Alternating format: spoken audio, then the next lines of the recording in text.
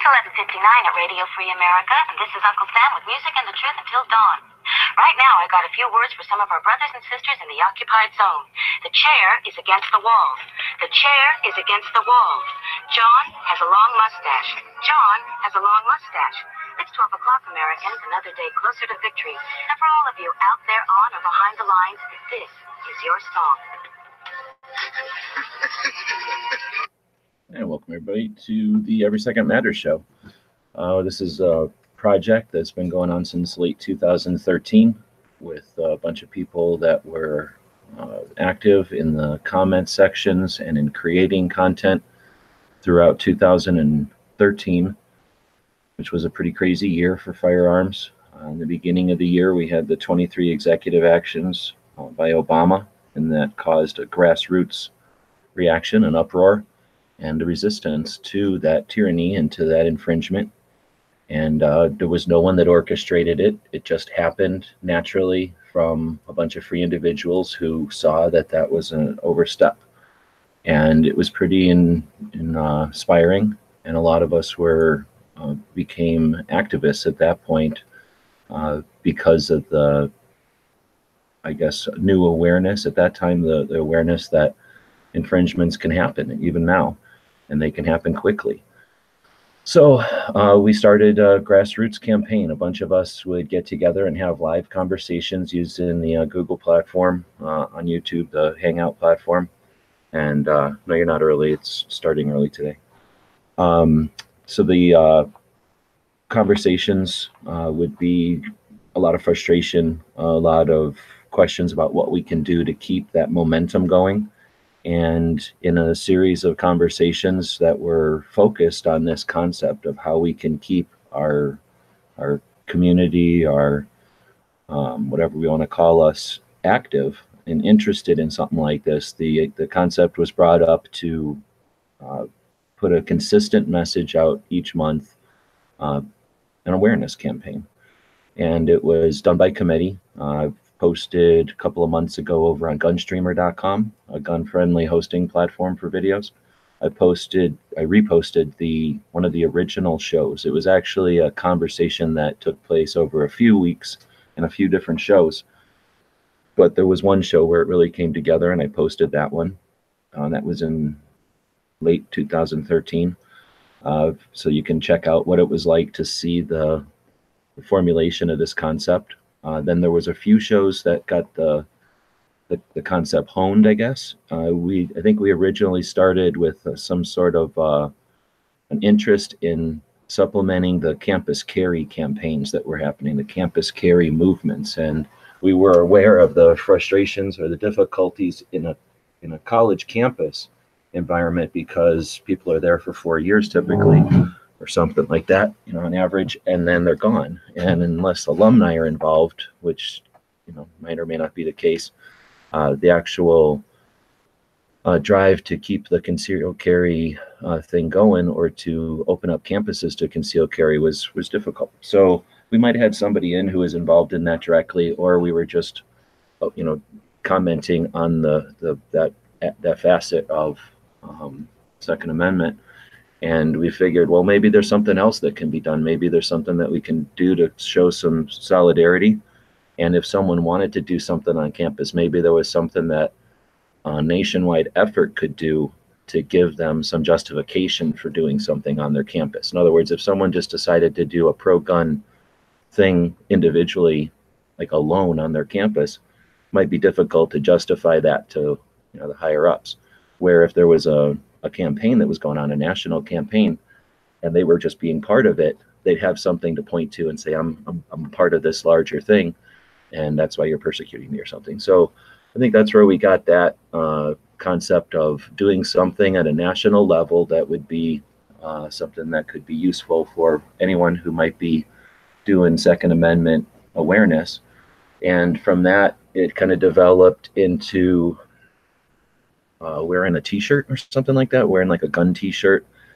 In the discussion, that's not always appropriate. You can't always wear a gun t-shirt. Maybe there's something that has a gun on it, or maybe a slogan or something. Sometimes that's not appropriate or not allowed in a dress code.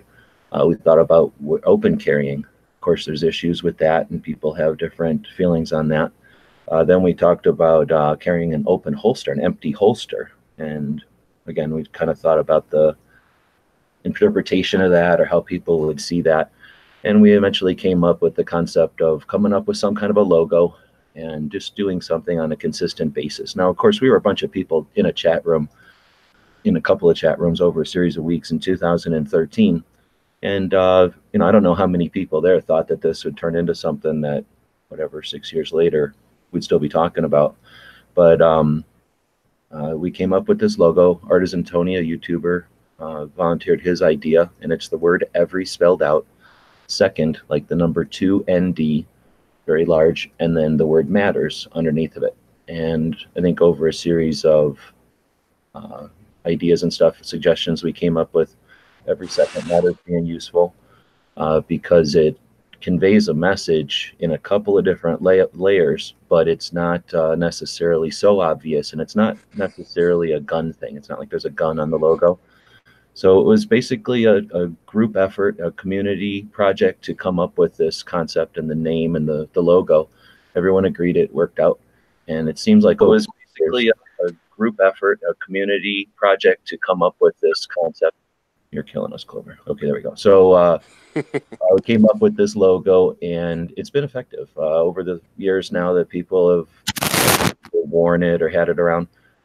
People get comments on it. I've gotten comments on it. One of the guys from Gun Websites has a kid, and his kid saw the logo and pointed at it, and we had a conversation about it. So, and we know that it works.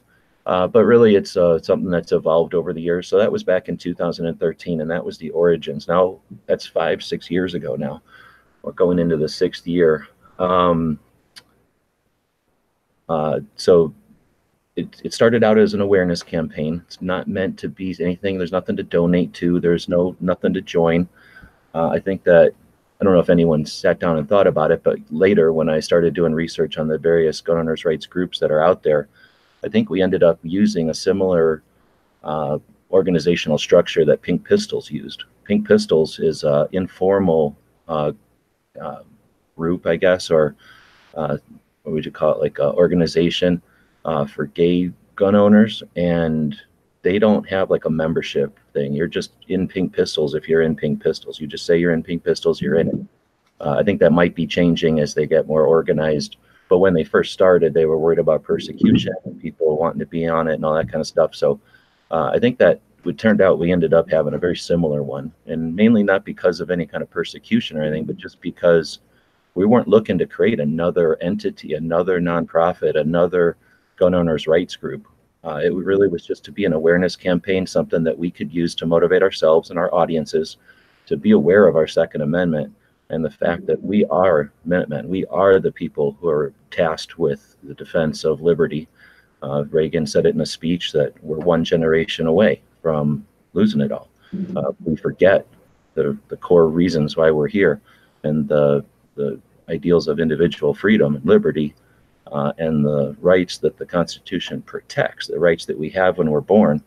It's real easy for people who hate this country and hate our systems to put out a narrative that all of that is old-fashioned or antiquated or somehow deceptive. And again, it's up to us to be ever vigilant. So that's a little bit of talk in there to get us started because nobody was in here. I'm doing this a little bit early today. I have to do some things this afternoon, so I can't do the show that I usually do at a reasonable hour, like in the afternoon or evening. So I'm doing it a bit early today. I sent out emails to 42 people in the gun owners or the gun rights realm, people I've known over the years and met. Some people I know well, some people I barely know, but people who all have some interest in this, I suspect. So we'll see how many people show up. And this is the first Every Second Matters of 2019. So we're heading into a new year. We're heading into a year with a Republican president who hasn't exactly shown himself to be pro-gun. He's not anti-gun. I think he can be manipulated. And we've got a new set of government to work with. But we're never going to have a perfect storm, and we're never going to have a perfect situation. So going into the new year is always, rolling up our sleeves and getting to work. And we've got SHOT Show coming up in a couple of weeks where the industry gets together. I like to think there's some potential there. And we got some people joining us already. So we got Tony jumped in from New Jersey. Is that how you say it? New Jersey? Yeah, it's Jersey. Okay. What's going on, guys? Thanks for jumping in. And then Clover joined us from Clover Tack in Texas. Thanks for jumping in. Happy every second matters. You bet. Have you guys been in a chat together yet? No, maybe, but I don't think so.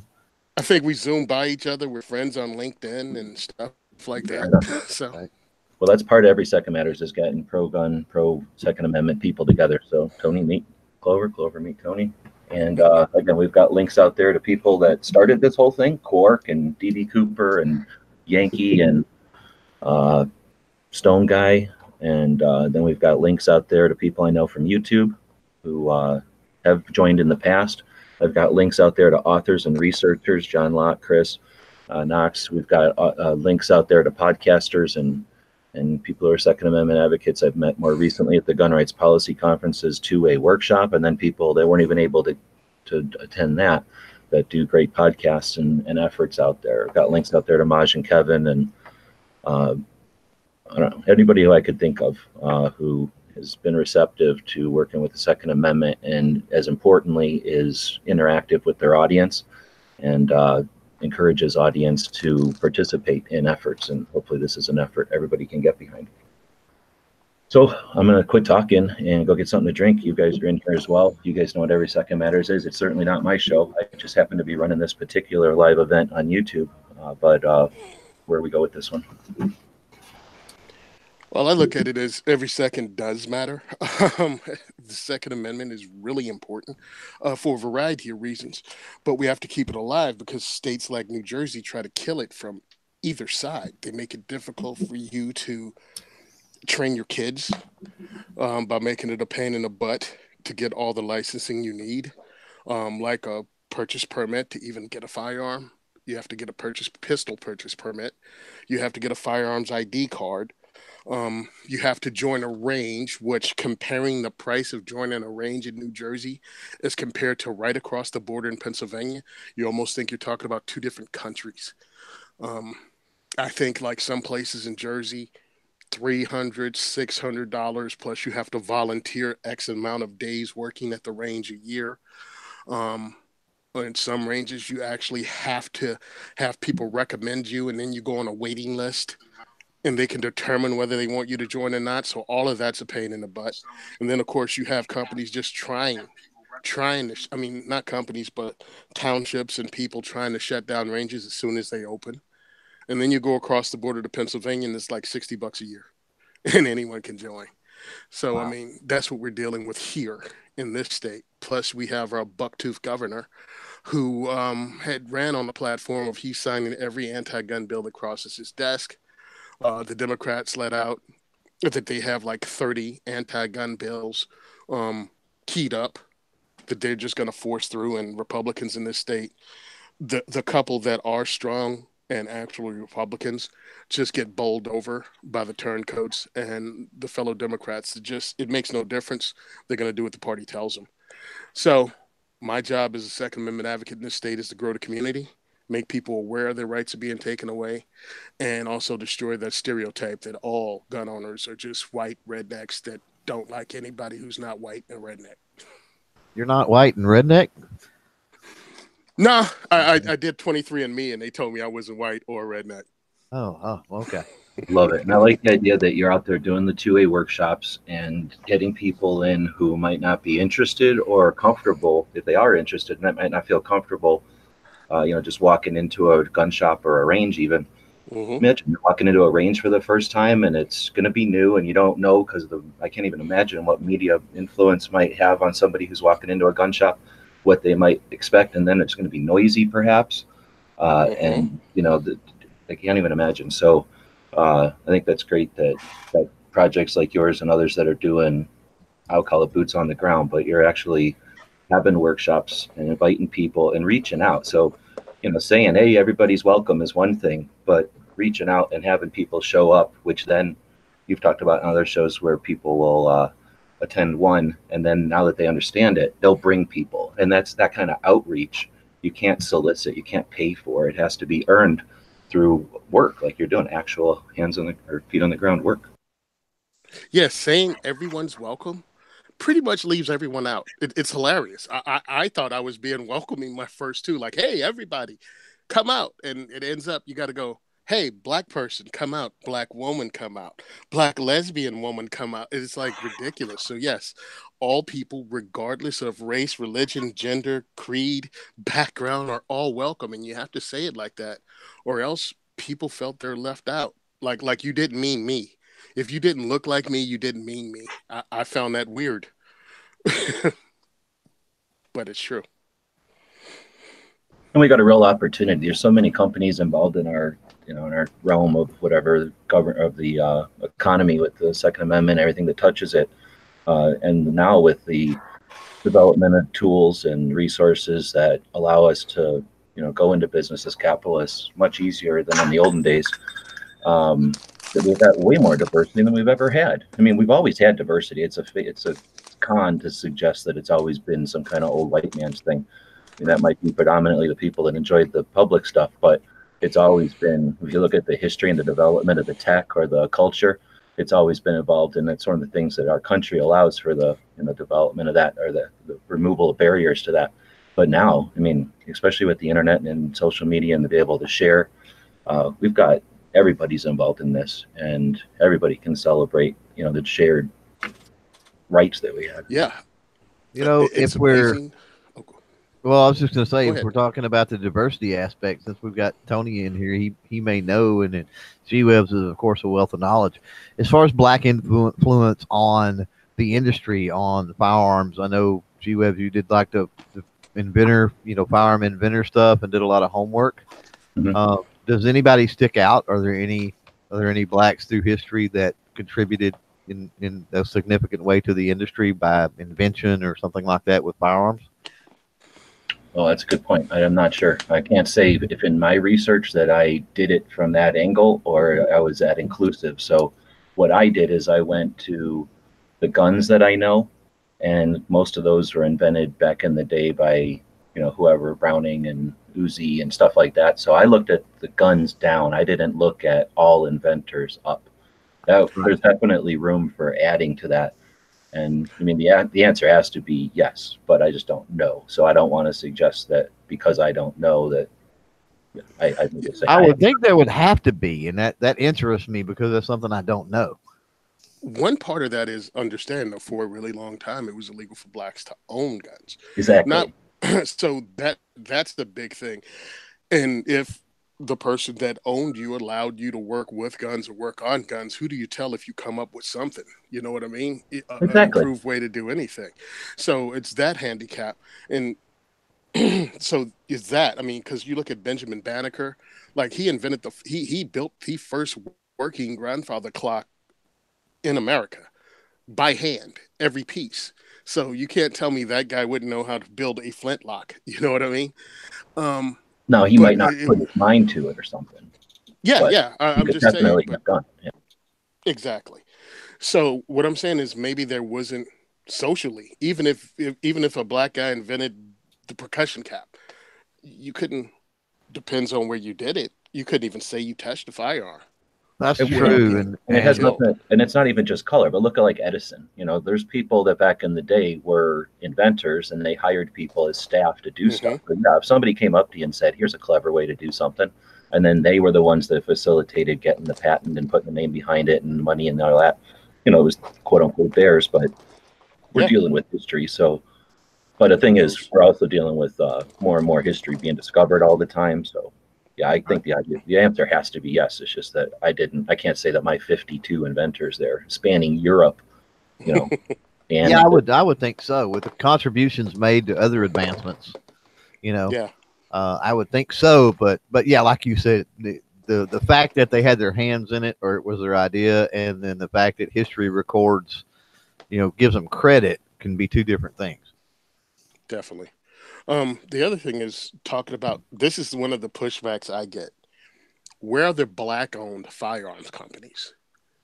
And I'm like, Hmm. okay, well, there's a couple of them. Civilian Force Defense, That's a black-owned firearms company.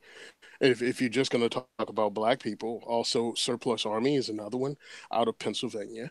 If you're talking about minority-owned firearms companies, Car Arms, and all the things that fall under Car Arms. I'm like, there's a lot of them, but I get that pushback a lot. Like it's all some great scheme to make, white people rich. And I'm like, what you're saying doesn't even make sense. Well, and then you've got minorities up and down the executive scale too, with large Of course. companies and all of that stuff. It's just a ridiculous cop out that shows their ignorance. And then when you point it out, they move the goalpost. Like the minority company isn't big enough. Oh, all And right. I'm like, well, yeah, you can buy a gun from them and make them bigger, but you won't do that. You'll just sit on the internet and complain. And yes, I've called a few people out on that. But yeah, that's one of the tactics used by people that want to fight us. Going, the Second Amendment is everyone's right. Oh no, it doesn't count black people. I've actually been told that, and I'm like, you're 100% wrong, and let me tell you how. And then like I just blew that hurdle away. They can't even go back to it anymore. So they come up with something else. But I've had these discussions with blacks one on one. I don't bother online because it takes way too long to point out facts when I have to type it. Sure. And no one follows links, even if you put the Well, link up there. and it's real easy to resist and all of that good stuff when you're on talking about online too. It's really impersonal. Hmm. So it's Well, the nice thing about as it, much as we try to much as we try to change hearts and minds, it's a whole lot easier when you're face to face. It really is. It really is. Because I'm a person, I'm talking to you as a person that can look at your reactions. And you can ask me questions. And now that's the important part about us as Second Amendment advocates. We need to know facts. We don't need to have to, on page 37 of the CDC report kind of facts, but we at least need to go, this is where you can find us and this is why. Like really quick. Don't make their eyes glaze over. But we need to know more than bumper sticker logic. It's really important that we have that Yeah, knowledge. agreed. when you're talking about posting links and having debates or whatever, conversations in comments, remember that the nice thing or an interesting aspect to the internet is that it's possible for somebody to come along later and devour all that or consume all that. And the links then might be appreciated. So even if the person you're having the conversation with might be a brick wall, the people that are monitoring that. And we see it from the little snide comments, I'm just here for the comments, that kind of thing. True. That there's a lot of people that enjoy or seem to like the debates and stuff that happen over either controversial or not, just content that gets created. True. But Yeah, go ahead. go ahead. No, what you said was true, and sometimes I guess it's just me being lazy, but it is true. Even when we have the discussions at work with, and I've said this before, with hardcore anti-gunners, if there's an audience, I'm talking to them, not to hardcore anti-gunner, because I'm never going to change that person's mind. So you throw that out there and let people think for themselves if they choose to. I'm just going to take a second and reintroduce everybody that's in here. Rick jumped in from Indiana, recently Indiana, previously Rhode Island, and previously England. So Rick's got some interesting, like I'm trying to say, awareness of what it's like to be in different countries and different states. And the last I counted, if I'm right, you have 8 CCWs. Living in Rhode Island required you to have a separate CCW for every state you might drive into. Then when you move to Indiana, you've got an opportunity for yet another. So Rick's got a wealth of knowledge on CCW and rights and living in places. So thanks for jumping in, Rick. We've got Tony jumping in from New Jersey, and then we got Clover jumping in from Texas. I'm in Arizona. I just wanted to take a second and let Grandpa Love and Stanley posted hashtag every second matters with second spelled out like the time, SECOND. Here's the thing. When we started this whole thing, we used 2ND for a couple of reasons. One, because the second, a lot of us use 2A, the number 2A for the Second Amendment. But the second and the more practical reason is if you spell out second, like SECOND, it can be confused with time. which, there's a play on words there with every second matters, but really we're saying every Second Amendment matters. And there's one way to interpret that each state, except for 9 of them, 40, whatever of the states, 41 of the states have a separate Second Amendment in their state constitution. So we're saying every Second Amendment matters. But if we say every second, if we spell it out, SECOND, there's a group for battered wives in Canada, and that's their domain. Every second matters. And I suspect that has a play on, women who have to deal with that. So we do not want to overstep that. We do not want to conflate them or confuse them. So I urge people to use the 2ND. You're not mandated or anything, but just to avoid any confusion and to not distract from their important message. Ours is every second, like the Second Amendment, and it's the second day of the month. It's not so much the seconds in a clock. So that's why I threw out there every 2ND matters. And then I like to abbreviate it E2M, when I'm abbreviating it. But we don't really have set hashtags. It's really just an awareness campaign. It's not like a set of rules. I mean, I can make people aware of those particularities, but this isn't something you have to join and you have to walk in lockstep. Ideally, we all do better when we bring our own unique talents and our own experiences to the table and our own strategy. So it isn't one thing fits all type of situation. Yeah, it's all different. I've noticed, even doing what I do is an open workshop. So I invite every other Second Amendment advocacy group in the state, everything to do with anything in firearms, including competitive shooters, including women's shooting clubs. People think differently. And it's awesome because this allows me, nothing is set in stone. So it allows me to see things from a different perspective, and building up a group of friends that are diverse allows me to reach people. Like, I've stopped with the whole name calling liberals this, liberal that for the most part, because it doesn't fit. I have some hardcore liberals that are gun owners and fight for the Second Amendment and donate to what we do, because they believe that the Second Amendment is for everyone. So it's just awesome. And it kills a lot of that. Now, one of the apps I'm on is the NRA ILA app. And friendly people, but man, are they die hard with the whole name calling thing that we really need to chill out with, because we are making the liberals among us, making the gays, the LTGBT community, all feel uncomfortable when you go hardcore snowflake libtard.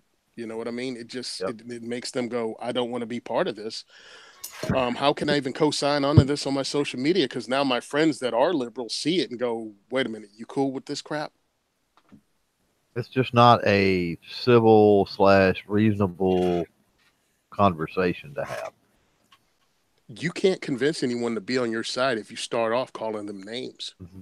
Yeah, works the same on our side. There was some banner out on the YouTube side with FUDs, and where I come from is we've got a ton of middle of the road people that honestly, they don't care one way or another what guns we have. They just don't care. They're not interested in it, whatever. And then, through means, those people fall off the fence to, let's say, our side, and they become interested. Well, what normally happens? They become FUDs a lot of times. And then the FUDs become advocates, and then the advocates for the lifestyle. And then the advocates become activists. So it's a progression. It's an evolution. Right. And there's a de-evolution that even goes on the left, but there's an evolution there. So we've got to be careful too, not only on what you're talking about, but even within our own side of the fence. We got to be real careful and give people the knowledge and the education and the opportunity to grow and understand, and not just point fingers and name call. Yeah. If you come into this gun thing from whatever angle, you may not understand another angle. Like, I grew up in a hunting community then in Virginia. I mean, that's what they did. So I knew guns are just part of life. But my first time shooting in competition was 10-meter air rifle. Just imagine if your first gun is a 10-meter air rifle. Everything else is kind of weird to you. Like, why would I want an AR-15, or why would I want, a Weatherby with a loophole scope and shooting something at 800 yards? You know what I mean? It's like, it's a huge community We can't call each other names, and we can't allow ourselves to be separated. Recruit all. Understand they're coming for every one of us, from air guns to toy guns to hunters rifles to cowboy action shooting. They want to disarm us as a people. So start out with that, and then work our way together, and then we can be strong together, because we're going Right. to need to be in 2019. And we've got to, I've said for a long time, we need to come together. We need to come together. And I've started to elaborate more on what I mean by that, because when you say that, like, we don't need to be divided and all this other stuff. It's like we all need to be sitting around the campfire singing Kumbaya. And that's not what I mean, because on a political spectrum, on one side you have complete tyranny, on the other you have complete freedom. And as one moves along that spectrum to complete freedom, what happens? They become more of an individual, right?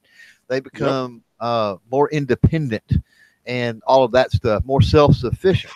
So that's what causes a lot of the division, I think, within the firearm community. But that's actually a plus. That's actually a great thing, that we're all self-sufficient, self-reliant individuals. That's a great thing.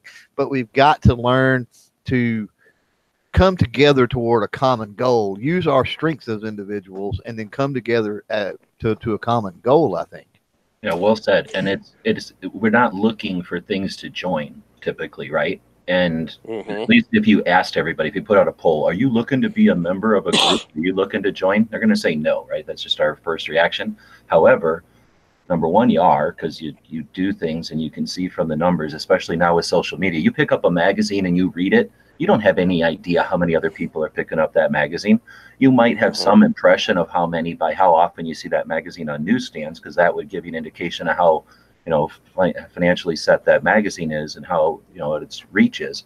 But you don't have any commonality with anybody. Maybe if you got that magazine on a desk and somebody says, "Oh, I read that too," that's about as much as you get. With the internet, you can look up and see how many people have watched that video on Instagram. You can see who it was that liked that picture you wanted to see. You can see who the subscribers are on some platforms of a channel. So who you're in organization or in groups with. But I think that you make a great point, Clover, is that we don't seek out working together. We don't seek out being part of a group. However, back in 2013, when Obama threw down 23 executive orders during the Week of SHOT Show, everybody got together, and we didn't need to all join the NRA or all join Gun Owners for America or all join Second Amendment Foundation or all join Firearms Policy Coalition or all join our state Pro 2A gun owners' rights group. Instead, we all just efforted. And this is an attempt to allow people to be unique and fly their own flag. But again, there's a rope laying on the floor, and the other end of it is the Second Amendment. We're either going to let it sit there and let them keep tugging on it, or we're all going to figure out that we can pick up that rope. Like you said, we don't have to sit around campfires every night singing, songs together, but we can all figure out how to pick up a rope and yank on it in the same direction. Yeah, that's 100% true. Another dark side of it is just some of the groups that are out for themselves. That we have to point that out in this community too. I mean, we have a finite amount of finances, and to give it to people that are lining their pockets, and it's not, if they're not helping expand what we're doing, it's not a good thing. I only bring it up because we have some infighting in my state with Second Amendment groups, and it's just one group, one person really that's causing it. And it's like, yo, dude. And again, a friend of mine, we talk, and as long as we don't talk about what we're both doing Second Amendment wise, we can get along. And once it goes there, it's like, yo, it's some dirty laundry. You know what I mean? It's like, look, chill out. We're all fighting for the same thing. It makes no difference who's in charge, or at least that's the way I think. I don't need to elevate me. If you never know who I am, that's fine. But if I can keep bringing people into the movement, if I can keep creating activists, if I keep raising awareness, it works for me. You don't need to know who Tony is. You know what I mean? Yeah, and again, we're talking about ideals here that are universals. It doesn't, I guess if people are like, oh, I don't like where that message came from. Well, the message, man, the message. It's the message. That's all. It's the message. It's growing our rights. It's maintaining it. I don't understand how this country, really, every citizen of this country has only had all of their rights, depending on what your background is, since 1968. People act as if somehow all of America has been free like it is today since 1776. Right. Like it's some old fashioned thing. And I'm like, no, every new immigrant group, regardless of whether they came from Europe, Asia, or Africa, or South or Central America, have all been discriminated against in this country. We're just now all equal. Why are you trying to give those rights away to a government that has always proved that it really doesn't care about individual rights? I think the fight isn't. I think you got a great point there, and that's something that's overlooked, and it's important in multiple levels. Kevin brings up great points about shouting 1776 to everybody, because not everybody was the same in 1776, and that's an excellent thing to be aware of. The concept, though, of giving our rights away to the government, I love the way you said that, or giving it, I guess, I don't want to say, it's not giving it back, it's giving it away to the government. Yeah. I think that's manipulated by media, and I think that a part of the effort that I perceive here is an effort to challenge people who they have their attention. You know, we get their attention either by dancing or singing or doing whatever little thing we're doing, and we all have our different motivations and goals, but we've all got attention of people. Something that's an untapped resource is, once we have their attention, to challenge them once in a while and to get them to realize that they have more power as viewers, as absorbers of content, or whatever you call it, than we've ever had, ever, in any point in any time. And it doesn't matter who you're talking about, subsections of the community. Everyone has more power than we've ever had, not just to influence, but to be aware of what others think, and to have influence on what others are thinking. So I think that the stuff that a lot of this stuff that we're dealing with when we talk about the lack of awareness and the lack of interest in your own rights, and it is manipulated by media. And a portion of this, the effort from my angle, is to challenge people to be aware of their media, not just sit there casually and let it happen and just go with what's been traditional, but instead to be aware of what we've got. In the same way that we're really interested when a new bullpup comes out, or a new red dot, or something that can change the way that we interact with our firearms and the way that we can shoot and the enjoyment we get from them, we should be experiencing that same, or at least be aware that we have that same power, that same influence, that same ability with the way that we devour or consume content. Exactly. Last year, CBS had a night where every show was anti-gun. It had an anti-gun message, blatant anti-gun. And I still remember the Hawaii 5-0 episode, where it was like a character like Bill Bilzerian, or whatever that guy's name, who has a lot of guns and shows it all on social media. He was one of the characters that were killed. And then someone stole all of his guns, and it was just like all so stupid. And they had one concealed carrier in a hostage situation who waited until 3 hostage takers were looking at him to pull a gun, and they shot him. And they were like, see, even carrying a gun doesn't save you. And I'm like, oh my God.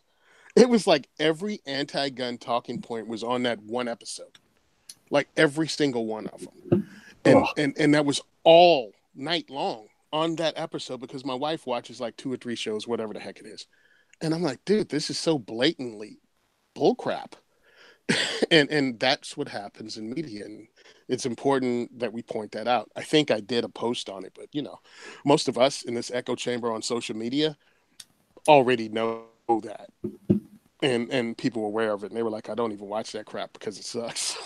I didn't know that they even did something like that. And man, I commend you for watching it, because that would be probably cringeworthy to watch, but also enlightening. And I think that, knowing that now, I didn't even know, has this been a while ago, or was this recently? I think it was last season. Okay. I think it was last season. And I had to watch it afterwards because my wife recorded it, because I kept making noises and she threw me out the room. Do you think it coincided with an election or anything, or was it an attempt by Hollywood to, or whatever, quote unquote, Hollywood to manipulate a message like right before something important, or was it just a random, hey, let's all hate guns real quick? I don't think it was a random thing. Now, this is what I've heard. I haven't read it anywhere, but I heard like the Joyce Foundation funds a lot of production companies. They give them grants based on if they do these certain talking points, and they said the anti-gun agenda is one of the big talking points that the Joyce Foundation's on. And if you don't know who they are, they're one of the main providers of funds for NPR. They're advertised on that. But yeah, it just seems like I don't know if it was coincided with anything. I just know it was the entire night on CBS. Every show. It was just blatant, and I was disgusted by it. And my wife lives with me, so I'm like, "Does this bother you?" And she was like, "It's just stupid entertainment." I'm like, "No." I'm like, "It's subconscious. It's there. You saw it on TV. You keep seeing it. You saw it all night long. So that idea is planted that somehow it's a fact because you've seen it for 4 hours straight." Oh, and then yeah, I mean, somebody's gonna like, oh, I'm gonna go binge watch Hawaii Five-0 or whatever other show is involved in that, and then boom, that's the message they get in there. It's So a is message. it an indication that they're that desperate, or is that just a glimpse of the consistent or constant effort? Is this like I, it's a I think it last was grasp? Like we have to oh, do something because they're getting too aware? as badly as that show is written, this was almost clown-like. It was written heavy-handed propaganda. It was so bad, and I've never seen it again. I've never seen a show that badly written. It was really like someone else did it and threw it out there, and they did it as like a blackmail. Maybe it was some hashtag Me Too-ism going on. I have no idea what happened. It was just really badly written, really heavy-handed, and I haven't seen any other writing like that in the other episodes I've watched. So I have no idea what the deal was, but that was that. I was like, I don't even think it's the same writers. It was like they tried to shoehorn every message in where it didn't even need to be in. Um, so yeah, I think it was some politics, Hollywood politics, maybe, but it was definitely politics.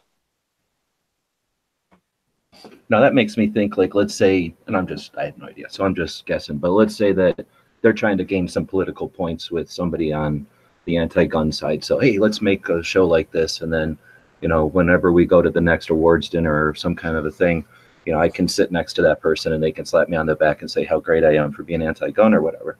Mhm. So if that is the case, I don't know if it's the case or not, but if that is the case, I suspect that by changing society, and it's not an easy task, but by changing society to where guns are not persecuted and it's like the easy win. Oh, I'm going to just go persecute guns and get it back in the good graces of Hillary or whatever. Mhm. If attacking guns gives you the same consequences that we got in our recent history in 1994, when there was a massive exodus, when people voted out the people who voted in the assault weapons ban. Unfortunately, we're getting to the point where people don't remember that anymore. People weren't around to experience that. There was a 10-year blackout. It was political cancer to talk about Second Amendment if you were anti-gun, because they really stepped in some shit then, and there was consequences for 10 years. Once it ended, and then we saw with Obama, he came back with the 23 executive actions. That was probably, at least the biggest one I can think of, like the most public uh, uh, push towards anti-gun stuff, and he was met with resistance. He didn't just walk away and quit doing it. He was persistent, and he dropped little things throughout the years, like on Friday nights before a holiday and stuff. But Mhm. it basically went to, let's sneak this stuff in so that we can then claim that we did it, as opposed to parades and banners and we're being anti-gun and getting a lot of congratulations for it. So we can, if we put it in the right perspective, we can see that there is a consequence to anti-gun legislation if we are the ones willing to put those consequences out there. So I guess what I'm getting at is, if these TV shows are pushing this out there, it's an indication that they don't think there's going to be any negative consequence from putting that out there. Now, we as an audience, now this is a particular one that Tony just talked about, but it sounds like it was a series of shows that night. Maybe talking to the show producers, the advertisers on those shows, and then the networks that those shows are on that distribute those shows, influence from or opinion from viewers is 100% of what they care about, right? So I don't know what kind of campaign we can get behind that, but that's something that if you're a content creator and you're looking for something to do that's valid, I think that's a reasonable call to action to try to get people mobilized to give them some negative feedback on that. If they don't get negative feedback from us, then they think that it's okay to keep doing it, and then it's more that's going to happen, right? But Yeah. in the bigger picture, if we give our politicians, our representatives in government, bad consequences for the Second Amendment infringements, then what that creates is a society where that television show isn't going to think they're going to get brownie points for doing anti-gun stuff. In fact, if we are able to do our stuff as well as we, ideally could, we get back to the days where if they put a show up that was pro-gun, they'd get kudos for it.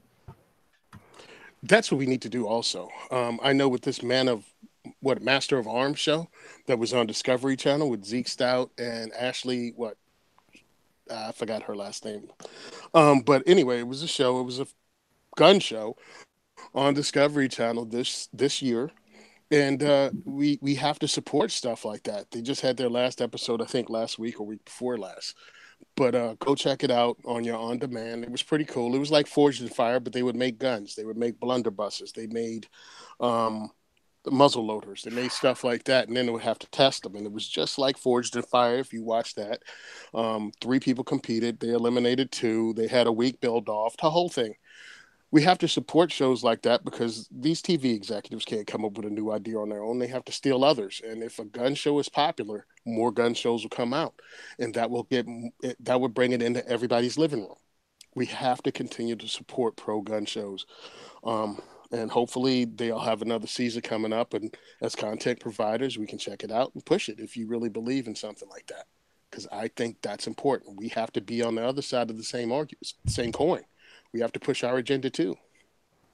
I hear you, and I haven't seen that show. It just doesn't appeal to me. I'm not, the flash dark stuff is just like too much like a magic show or something. But that Top Shot show that was on for a few seasons, I really enjoyed that. Not only watching it because it was interesting as a shooter to see the different things that they would do, the different like stages and stuff, or competitions, whatever you want to call like the different shoots they would do, and throwing hatchets and doing different things was always neat. But the variety of people that were in there was awesome, and the people that won were inspiring. And I think that's the biggest loss to primetime TV stuff was the loss at Top Shot.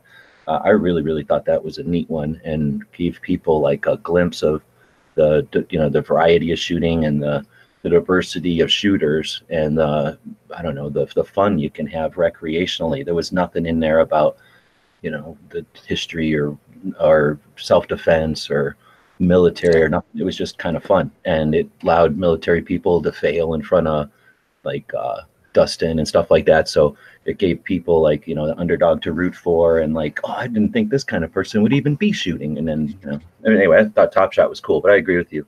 Anything that we have on prime time is worth supporting because there's just so many hours in television. So any presence is good, right?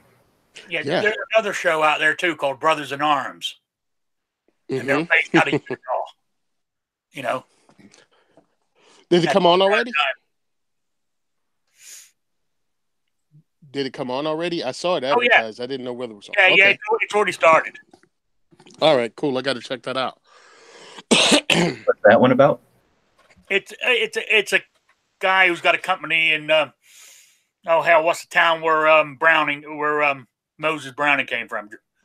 Salt Lake City? Provost? Well, he's in Ogden, but Salt Lake City? That's where this show's based out of. And they oh, snap. They make it's more they get old guns and they refinish them and try them out, and they also experiment with them. Like they took a Gatling gun last week and cut it down and remade it into for somebody could carry it as a carry gun, a Gatling gun. They do stuff like that. I mean, it ain't the best, but it's pro gun is what I like. Very cool. Yeah, I didn't even know about that one. That's just north of Gunstreamer, one of the video hosting platforms that's pro-gun out there. Yeah, but also back to what they were saying about anti-gun programs. After the Las Vegas thing, that show SWAT, they had a guy with an AR-15 on there. He was having trouble with it. It was stolen. When he went back to the person who stole it, he fixed it. And he said, "Hey, for your trouble," he said, "here's a bump stock." All right. Well, the police busted the guy who had the bump stocks, and they go, "Oh, great, we got people on the street with machine guns now." Oh my God. Yep. Oh. And yep. I mean, mainstream media, people are watching this, and they believe what they see on TV. Propaganda arm of exactly. Mom's the man. And Bloomberg Incorporated. Yeah. No, yeah, absolutely. And it's frustrating. And people go, "Oh, your 10 hat is on." I'm like, "Yo, brah, no, it's not. It's there." There's a constant move to take your rights away and try to convince you to give it up. It's not even taking rights away. It's people allowing their rights to be taken, to give them away. I'm sorry, you're giving it away. Every election, you elect someone who's not for your civil rights, you're giving your rights away. Anytime you sit at home and go, "I don't make a difference in the election," you're giving your rights away. And that's ridiculous, because at the same time, we have soldiers in this country protecting voting places in Baghdad so these people could vote. Flip side, believe me, as somebody who works the election polls, that place is empty. No one's ever going to come in and shoot the place up because it's just me and a bunch of octogenarians working. No one shows up and votes in this state. We had only 30% turnout in the last gubernatorial election. We have a 5% turnout in primary elections. 5%. America. It's frustrating. It's sad. Well, an awareness leads to awareness, right? So making people aware is what leads them to the ability to make a decision. And if I'm assuming people that sit home and don't vote are because they think everything's fine, everything's dandy, or it's not. I guess they figure if their vote don't count, maybe, I don't know, whatever. There's probably a lot of things going through them. But if you make them aware, then at least they've got some, some influence on that decision. So if they're literally just sitting there thinking, "Oh, things are dandy," however, they're watching their favorite, gun content out there, and then, they're getting an urge to do this. Well, if they never got the urge to do it, then they might still sit there thinking that everything's dandy. So I think it's totally worth it, no matter what size or scale, or if you think it's appropriate for your content or not, to make people aware. At least if you're not, you're making an action. You're deciding it's not important enough for me to talk to my audience, or I don't have enough influence with my audience, or my reach doesn't matter. And those are all self-defeating. So I encourage you to not do that. Yeah, I do. We do one segment on legislation every show. And my segments are like 10 minutes long. And sometimes I don't even make 10 minutes with it. Like last year, a month before every primary in every state, I'd name out the next 3 primaries, whatever, for the upcoming months, and try to stress to people how important it is to vote. And I know some people could skip over that and they didn't want to hear it, and that's fine. But I made sure I said it in every show because it's important. It's like, dudes, your vote makes a difference. I have people come in and have me write in Mickey Mouse for them because they don't even know how to use the write-in vote. And I'm like, if you think you're smart for sitting at home, you just had this dude vote for Mickey Mouse. It's like this person came out and voted, and whatever you would have voted for didn't count, but this dude's did. Don't do that to yourself. Don't give up that right because whatever excuse you're coming up with, because it's all bullcrap.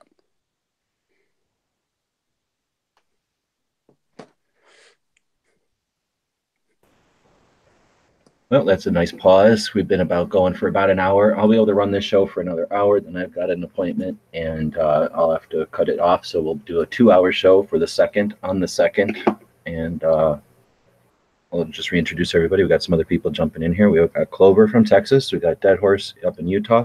Thanks for jumping in. Thanks for having me. You bet. And Pink jumping in from Ohio. Ohio. Thanks for joining. You've been posting a lot of info if you want to chat about that in the side chat there. Rick jumped in from now Indiana, and then of course we got Tony jumping in from New Jersey. I'm down here in Arizona. Pink, you want to talk to us about some of that research you found here? Yeah, I just woke up and turned on the chat and heard you talking about African American inventors in the firearm industry. So I just did a real quick search of them. Most of the inventors are usually in the medical and science fields, but the three that stuck out was Henry Brown, who invented the fire safe. There was a Marie Van Brittan Brown, who was one of the inventors of the home security system. And then probably the most prolific was Lonnie Johnson. He was the inventor of the Super Soaker water gun, which is approaching almost 1 billion in sales. And he invented that while working for NASA. He was researching something else and came up with the Super Soaker idea. What could you possibly be researching to come up with this super? Actually, let me pull it up here. That is just cool. I wouldn't. Maybe they do that as like maybe that was a way to move stuff, because a space is all about equal and opposite. Maybe if you squirt water, it's more efficient than squirting or burning fuel. Maybe. Or a cooling system. Yeah, cooling. Or maybe he was just bored doodling between things he was supposed to be doing. In Florida and like super hot. It's like, Yeah. With water better. What was it? When it thermal energy transfer engines he was working on. Yeah, I think it was. See? That is just so cool. But he holds over 120 patents, so he's... Wow. Yeah. That's a get her done type dude. Yeah, he... what was it? He worked on...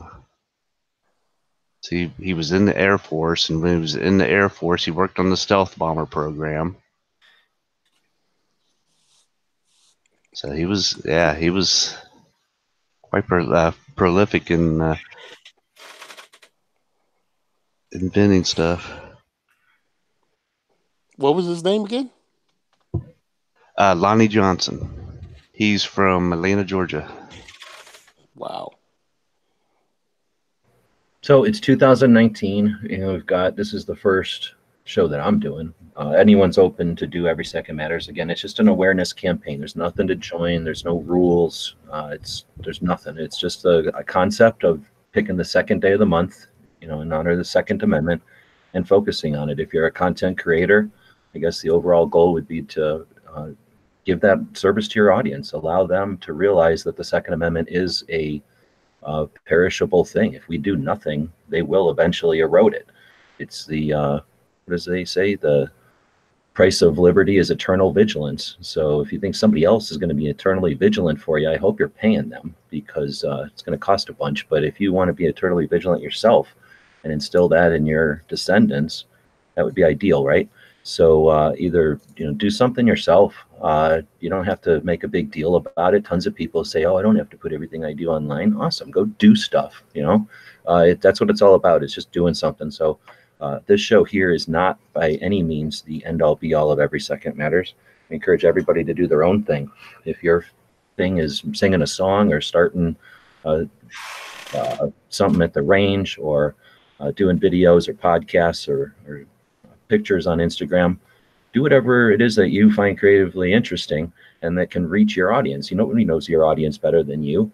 And I think there's some value in letting your audience know that you're pro 2A, even if you don't do 2A stuff. Who was it earlier that said, was it yesterday? Somebody was saying that, I think it was Tony commented, Artisan Tony somewhere commented that, it's important for us as Second Amendment content creators to explore other interests of ours, so that people who are observing us understand that we're not completely single-minded drones or something. And I think there's some value to that. And that's where we as individuals have the ability to reach way more than any organization, any hero, or any celebrity. We've got an intimate relationship, I keep saying, with the audiences that we have, and they value real people's opinions more than just boilerplate platitudes that come down from celebrities. Exactly. Especially when people subscribe to you, they search you out to hear your opinion or hear what you're saying. That's a little different than such and such said something as a headline. Okay, great. Or, somebody tweeted something that's famous. That's here and now. That's usually hit or miss. But like your audience, they're coming to hear you, which to me was really weird, but fine. If people want to hear me, I'm going to try to say things that are true and positive and try to make a difference with it. Oh, I got a quote here that surprised me when I was down in NRA in Atlanta. I try to make the most out of this NRA thing, and we went to see Martin Luther King Jr.'s, what is it, the park, the site, down on Martin Luther King Boulevard, and next door they have. Anyway, if you ever been down there to see his site, it's really awesome. But they have a quote from his wife, and it says, "Struggle is a never-ending process. Freedom is never really won. You earn it and win it in every generation." And I'm like, dude, that is so true. It is very true. Reagan said kind of sort of the same thing. We're one generation away from losing our freedoms.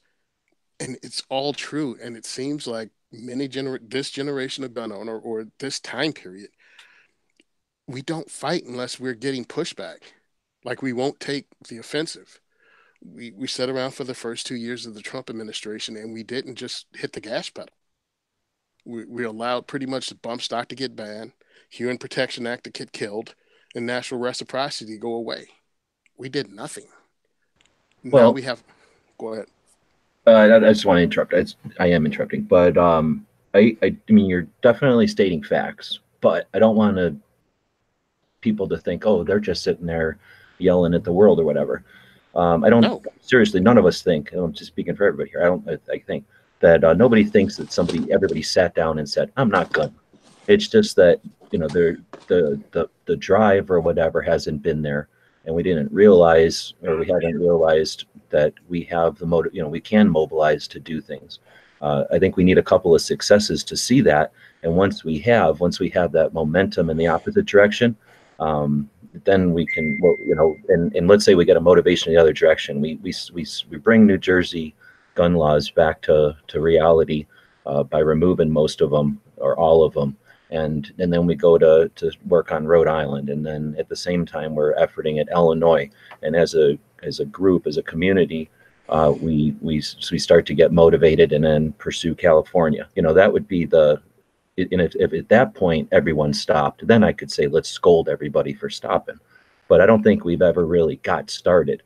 And that's the other thing is I wanted to interrupt you there because we had the 23 executive actions. We resisted well, like just out of nowhere, without any single motivation, without anybody's help, not on the coat strings of anybody.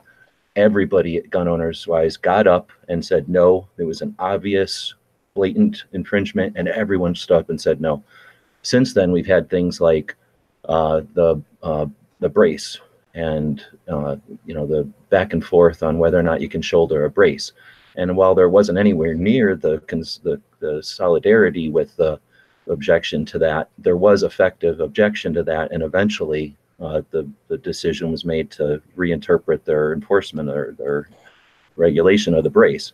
When we saw the M855 ammo get jeopardized, there was, again, nowhere near as large as the 2013, but there was a resistance to that. So we've had a couple of fits and starts.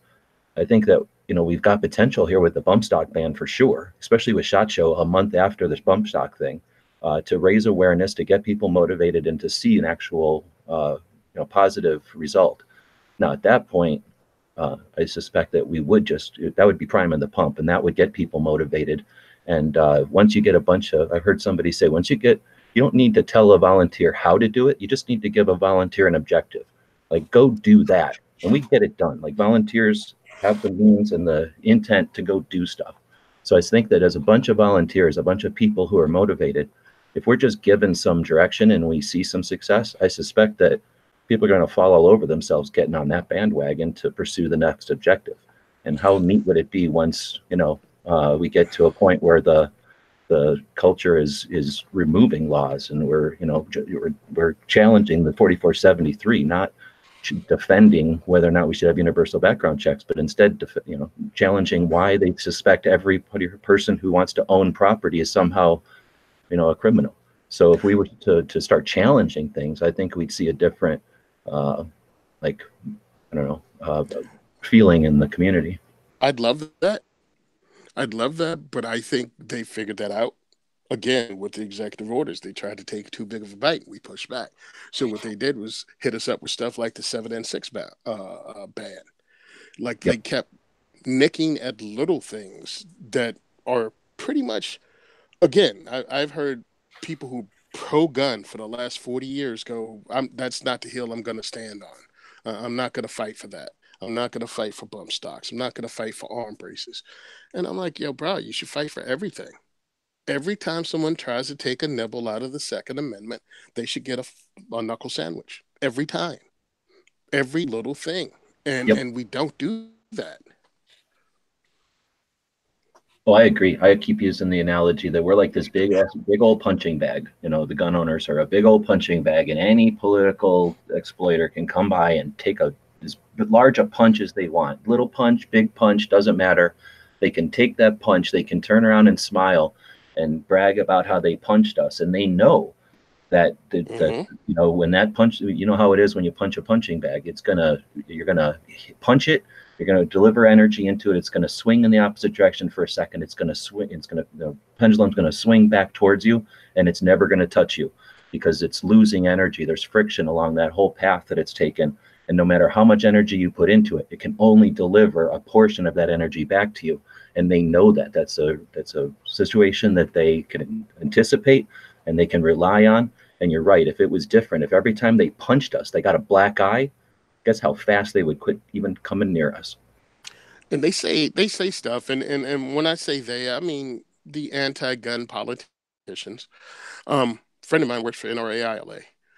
Maryland just had that buyback. I know a lot of you guys heard about it. They were giving $25 a high-capacity magazine, anything over 10 rounds. So that made the papers. That ran through our community because everybody's talking about they're going to pick a pallet of, AR-15 mags and run down to Maryland and become millionaires. Well, someone turned in AT-4, rocket launcher, shell. No one has an active AT-4. It was just one of the things you could pick up surplus. And this lady said, of course, the anti-gun forces are trying to play it off like it was a live rocket launcher. And she says one of these anti-gun politicians down in Baltimore says, yeah, the National Rocket Launcher Association. That's what NRA stands for. They're behind civilians owning rocket launchers now. And it was just a small little thing, a little jab that she got away with scot-free. But it hit the local papers and her name was up there. You know what I mean? And yeah, I didn't hear about it until my friend was complaining about nothing's ever going to happen to this lady. And I was like, dude, if this would have at least hit the community enough that everybody would have just tweeted her, just emailed her, just bombarded her. Or meme her. Something. Think of how useful that can be. Like, this lady seriously thinks that? Does she really think? So if she sees a cardboard version of a tank, is she going to seriously think, this? I mean, there's all kinds of ways to play on her words. I like that. I never thought about that, but that's an easy way to do it. Yeah. Make a meme, make a caricature, make a joke out of everything she is and says. Like, what is it? Elizabeth Warren and her 1029th Native Americanism or whatever it is, 1024th. Oh, is that what that was? I saw Yuta put up that shirt, and I didn't know what he was referring to with that 1024th. Yeah, that's what it was. I like what's her name with the shoulder thing that goes up. I mean, we make fun of it in the gun community, but it doesn't. I guess it's a little too technical to play with like the general public or whatever. But it's another example of like she'll never live that down with us. Like, she's an idiot and she said something stupid. Or like the 30. What's that guy with the 30? 30 magazine, 30 caliber magazine clip. Yeah. He got reelected. So But it's but to crazy. point out how ignorant those sayings are, like, are these people really that ignorant, or like are they just pandering? Do they think you're that ignorant, or are they that ignorant? That kind of meme where the only two solutions are he's an idiot or you're an idiot. You know what? I think I'm going to start using that more and more. I did it with the governor of Virginia when he said, what, 9 million Americans a day are killed by guns. Yeah, how can He you get said, away with something like that? If he said that many people died of carrots, nobody would stand for it. yeah. Yeah, he said it. And then he doubled down on it when a reporter asked him about it, because it was right as the DC softball game had gotten shot up and the Republican had got shot by the Bernie Sanders reporter with supporter with an SKS. So he ran with that. He couldn't wait to get in front of a microphone and throw his anti-gun agenda out. He threw it out so fast he got all the numbers wrong. And yeah, I meme the snot out of him. I post that up all the time.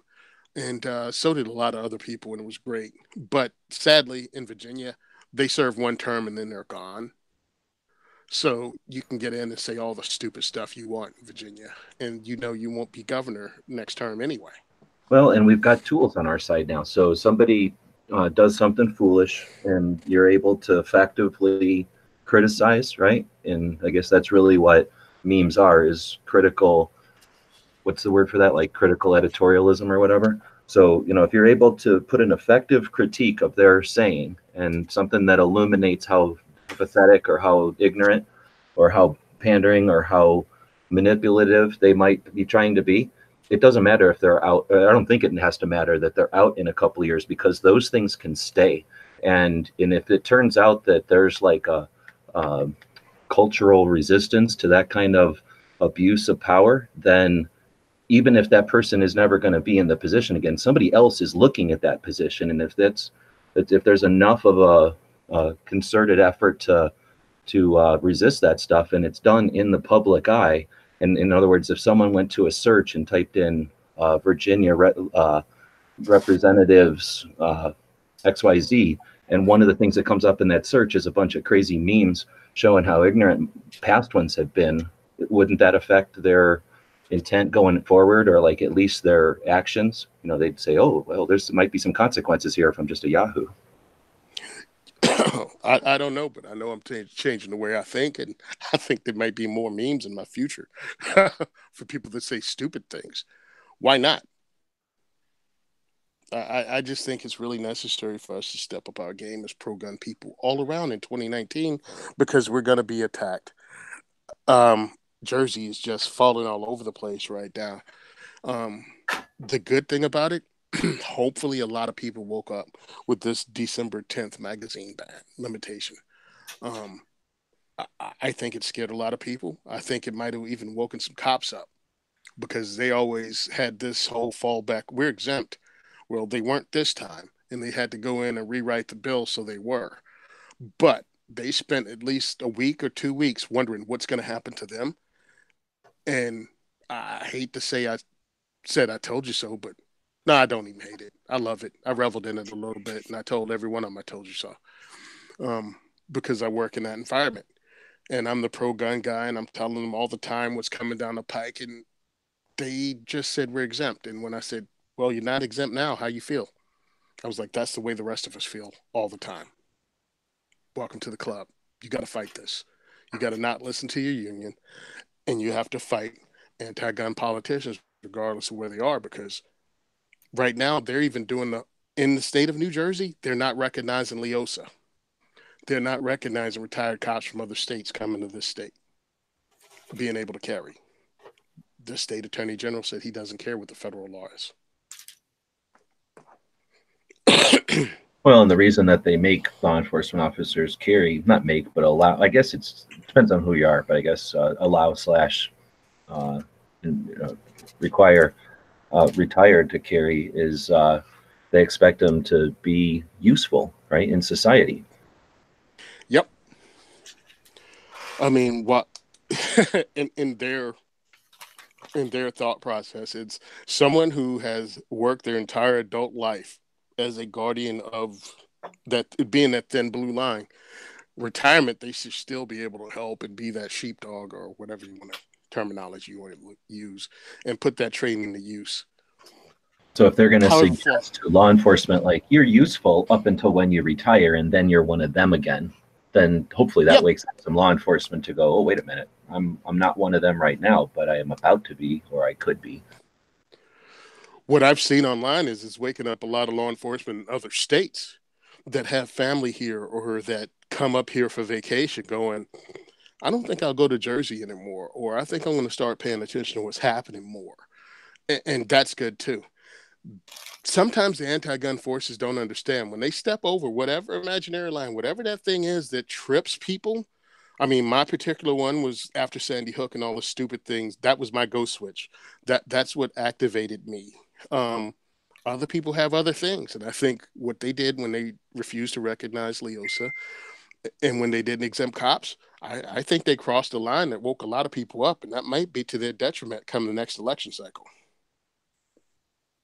Well, I hope so. And that's one thing that we can talk about is I'm going to change the conversation or change the topic, transition into, for the last half hour or so of the show, I want to transition into what we can each do in 2019 to make Every Second Matters more effective.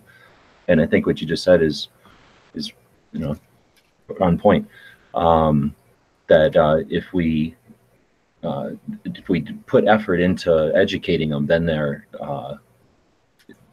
I'm already losing track because I've tried to talk too much at the same time.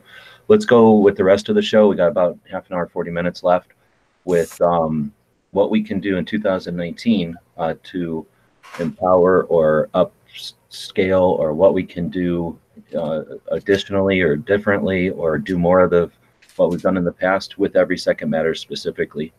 Every Second Matters will change in 2019, unfortunately. So, going forward, I am looking for ideas. Of course, because it's just an awareness campaign, it's not going to get bigger. It's going to get smaller, at least as far as the website and stuff like that. But as far as the campaign, the individual efforts and the united effort of individuals to accomplish, hopefully societal change. Anybody have any ideas? I know some of you guys have been around for years doing this. Some are new to the concept, or somewhere in between. And we've got 30 people watching us live on the platform that hates guns. We've got some people watching on gunchannels.com. This is an interactive effort. So what can we do in 2019 to amplify what we've done successfully before? Or does anybody have any ideas for new campaigns or initiatives? I think we need to focus more on the state level. What we got now? 13 states with constitutional carry. Is there 13 or 14? 11 or 13, I'm not sure. But I mean, if we can, focus more, get more states into doing more constitutional carry, focus more on turning over some of these bans in the states. Even if it's small victories here and there, a victory is a victory. If we could do more of that on the state level, instead of focusing on the whole pie of the federal level, then I think we'll be going in the right direction. I think you're 100% correct. I think what we have to do is attack on a bunch of different levels. I'm doing my thing with the workshops, with bringing in people from different backgrounds. I think each and every gun owner out there can just bring in a new person. We do it all the time. We introduce people to shooting all the time. Let's just keep that up. Or maybe even give yourself a number of people you're going to introduce, 3 people this year, 4 people, whatever. Support pro-gun stuff, pro-gun TV shows, pro-gun podcasts. I think that all helps. If you live in a state that's okay and you belong to your state's Second Amendment foundations, but everything is good, you guys aren't under attack, donate to a state like New Jersey. I put it out there every time I talk to someone, anjrpc.org, cnjfo.com. These are all organizations in this state that are fighting legislation or fighting in courts, and they need your help. And yeah, your help means money. Join organizations to find out, even if it doesn't cost you a dime, join a newsletter and learn more as just individuals. So when we talk about it, we can be informed. It's double downing on things that work. Um, each of us being an advocate, each one reach one. That helps out a lot because now people see you as a normal human being. Yeah, you have kids at soccer practice. You take your kid here, there. You do normal stuff and you own guns and you're not a horrible person that's just bloodthirsty and have I wish an MF would moments all the time. You're not. You're just a normal human being that wants to protect who you love. I think that's really important. Clover, what are you thinking? What can we do in 19? Well, I like your approach with this and being able to branch out and spread out. I think that, um, I think that the game plan or the playbook or however you want to put it, I think there needs to be more of a concerted effort towards that. That way, everybody is kind of on the same page with things, whether it's getting into this or not to keep hashing on something that was brought up previously, but what Hosh brought up about blasting out the oh heck, what am I thinking? The press releases, right? Yeah. And potentially getting some of the old school media on the same page as the new school media and all that good stuff. I think I don't see us as too terribly far apart. It's just a matter of, how countries have different dialects, right? They all speak the same language basically, but it's a little bit different. And I think that's what's going on with us is we've got all these little different sects, and it has to do with SECTS. This is a PG show, sex. But anyway, you've got all these different people that are in a different type of media for whatever reason, whether they're old or that's just what they do best or that's what they're most comfortable with, and we don't necessarily all speak the same language. So we kind of don't understand each other's media enough to figure out how it can kind of work together. But I believe that it can. And I think there definitely needs to be more of an effort made to bring that part of thing together, which will amplify that message even more instead of it being, sparsely, that message being sparsely put out here, there, and yonder. There's a more concerted effort to do it all at once. That way it's one big, huge voice saying, this is the truth. These are the real facts. This is really what's going on. And hopefully that has a lot more weight to it because you're not just, we get demonized a lot of times being the new media because we're just stupid YouTubers or, whatever the case may be.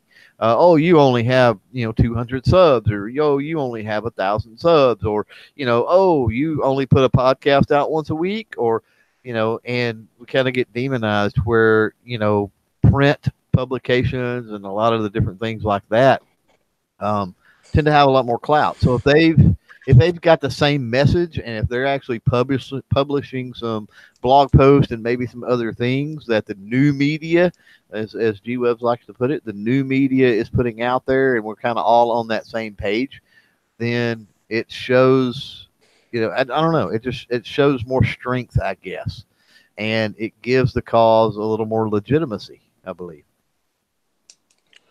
I think somebody put in the chat, and I think I agree. If we share more of our stuff, it gets out there in social media more.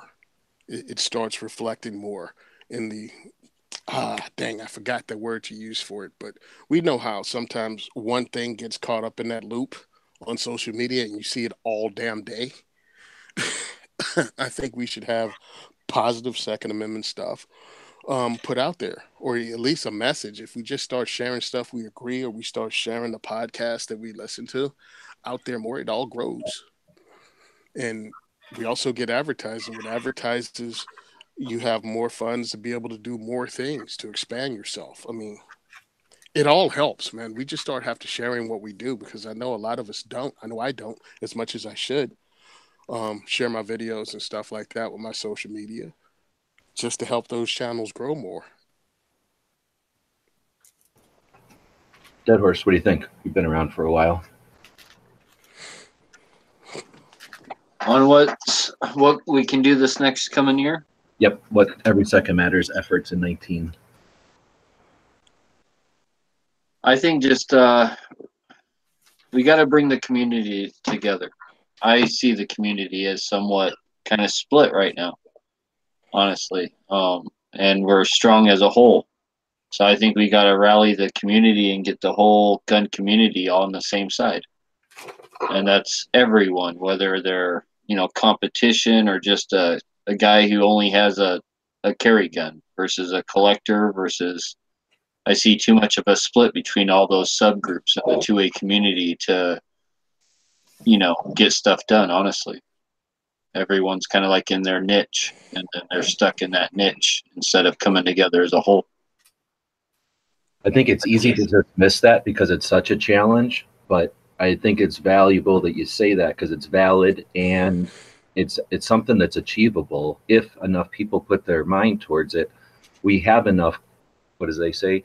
We have enough in common to ignore the differences, but some people have been satisfied or even profit from our differences and keeping us at odds. But by reaching out, I think that's a valid attempt, even though it might seem futile or seem overwhelming. Well, I see some groups focusing on, like right now there's gun guys or gun groups that I see focusing hate towards other specific gun groups, and everyone probably can figure out who that is. But where's that same focus on, just doing something new, supporting the Firearm Policy Coalition, or doing something different? Like if they paid that much attention and that much focus on fighting for their rights as they do just calling out gun groups that they don't think have their best interest at heart. I mean, man, what could we accomplish? It's kind of funny, like the hate that I see all of a sudden come out in the community, whether it's Yeti coolers or whatever new thing there is to hate on. That's, man, like where's that passion and that drive for like saying, hey, like let's get the Hearing Protection Act back through. Whereas that's what bothers me, man. It's like the negativity gets doubled down on when positivity gets ignored. Like, so I think that just trying to bring the community together and just trying to stop that, and just I don't know the best way to do it. I just know that's a thing that we should all be focusing on, and I think it'll just it'll police itself if we all just try to start setting a little bit higher standard, and instead of like the next guy that you see post a gun that you don't like or that you think is a high point or something that you want to make a joke at. Instead, say, "Oh man, that's awesome!" Like like make sure you go practice. Like be encouraging and stop the hate.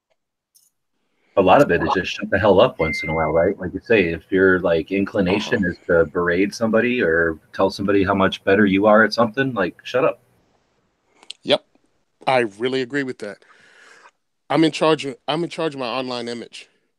Do I want to be that petty dude that poo-poos all over everybody, that does nothing but fling poop like a monkey at a zoo? Or do I want to be that dude that actually says positive things and helps build people up? And again, it doesn't... I just want to say real quick, I've been following you, Tony, the Simon on Instagram, right? Mm-hmm. Yeah, and for a long time, man, and you're really encouraging. You're doing really good stuff out there. I've been following you now for, well over a year. And you're awesome, man. You're an inspiration to us all. I just want to say that. So thank you. Hey, thank you, man. I really appreciate it. And you do cool bills. So I saw you for the first time, I think, on gun websites thing, right? When you were building ARs. Yeah. And I started following you then. Yeah. But I'm like, dude, we can do positive. We're awesome dudes. We already know we're good guys, as in the eyes of the law. Let's just go forth and be more positive. We don't have to be that dude. I know some people get off being that dude who says the negative thing, who starts crap on the internet. Hey, if that's you, that's you. But just understand, you're not helping. You're really not helping. Be you. I'm not telling you to be anybody else, but I'm going to go ahead and say you're not helping anything. When a new gun owner comes by and he finally scraped the money together in his anti-gun household where he was raised, goes to the gun store with his $200 and buys his High Point or buys his Bursa. And he wants to celebrate. He goes, because the only community he has that can talk about it is online. He can't talk about it at work. He can't talk about it at home. He can't talk about it with his friends. He goes online and posts a picture, and everybody dog piles on it and give him crap in the gun community. What's that? Who's he supposed to talk to? Who's that guy supposed to reach out to if And now everybody he feels says shunned. Now he feels shunned. Exactly. He's like, screw those guys. I don't want to support those guys. I don't want to help those guys. I don't want to get involved. I don't yeah. Exactly. And oh, well, he's just soft and a snowflake, and no, you're a jerk. Yeah, You're being a jerk. Yeah. And congratulations. You just got rid of a supporter and turned him into something else. You're an asshole. And it's not like that guy who you're describing who's like, hey, I'm going to go try to share online and be part of that community or whatever. It's not like that person's entire experience in life is cops and military guys who are all super pro-gun, hardcore activists. So now you've taken somebody and thrown them out. They would have been another extension into probably communities that are anti-gun or at least gun unaware. And he would have been somebody to then be an ambassador towards, hey, look at what I found online that's interesting and it might apply to you. Or here, you're looking for an investment. Did you ever think about firearms as an investment? They seem to only go up in value. So exactly. You've removed an ambassador. And what have you done? So that you get a chuckle, so that you get a little self-esteem, I guess? That self-esteem you're other people down. There's got to be a word for that. Yeah, it's all your buddies online that are jerks like you. You all give each other high fives. And I didn't know this because I came from a gun background. I was military and all that other stuff. I didn't know it until I started the Second is for Everyone that some people come from households that have nothing to do with firearms and look upon them negatively. And they're the only person in their known group of friends and people they know that even own a gun. So when we alienate that person, we do ourselves an injustice. And I didn't know that until I started doing this. So those people 100% exist. And they feel welcome at the Second is for Everyone events. I didn't know this. That's also one of the reasons I kind of shut up and don't negatively say anything. It's also one of the reasons I bought a dang High Point, just so I know what I'm talking about, not just passing on bad information. It's okay. There are better guns, yeah, but it's okay. So, and that's it. I don't belittle anybody that buys one, but I guarantee you, the more you shoot it, the more you realize, maybe I want to get something else later on. The more educated you get about it.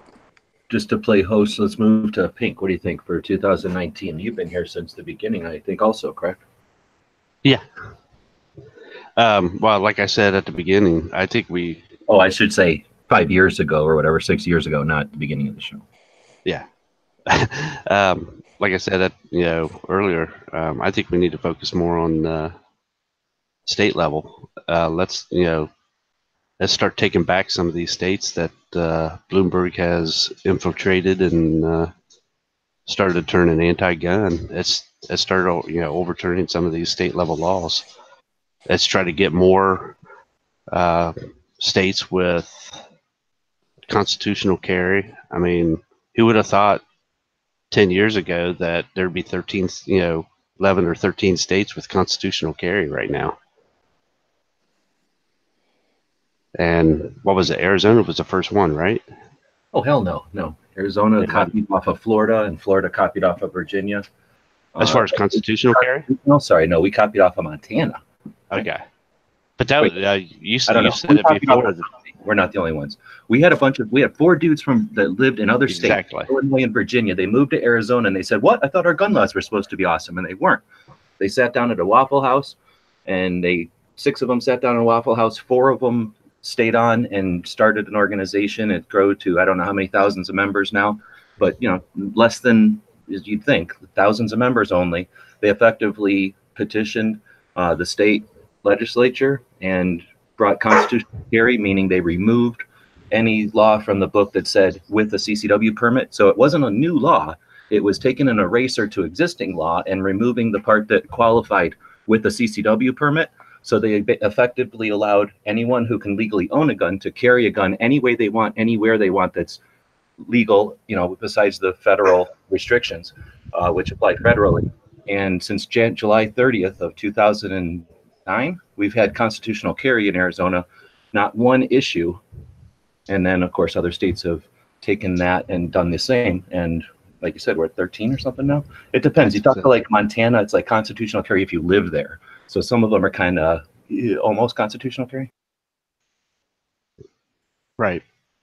But I mean, that's I mean, outside of cities, I think, is it Montana? I don't know. Some of them have like a little bit of a waiver or a qualifier to it, but yeah, but still, that's a step in the right direction, and that's what we need to do with the other states. We just need to get find those 4 guys in each state that want to sit down and say, hey, let's change these laws. Oh yeah, start the effort. And remember, sat down, 4 dudes kept with it for a little while, and a few years later, we have constitutional carry in an entire state. It's done by 4 people affecting the minds of a few people, and those few people can effectively petition the representatives who will then, change the way things are. And then again, let's not put that in a vacuum. That's in a world where Bloomberg has a bunch of money and a bunch of people claim to be anti-gun. Have they done anything to stop or to change the situation with constitutional carry? Nope. They will lie and suggest that constitutional carry equals blood in the streets without any kind of evidence. But aside from an emotional appeal to what people assume, there's nothing that's done to really remove it. So let's not just, look at it in a vacuum.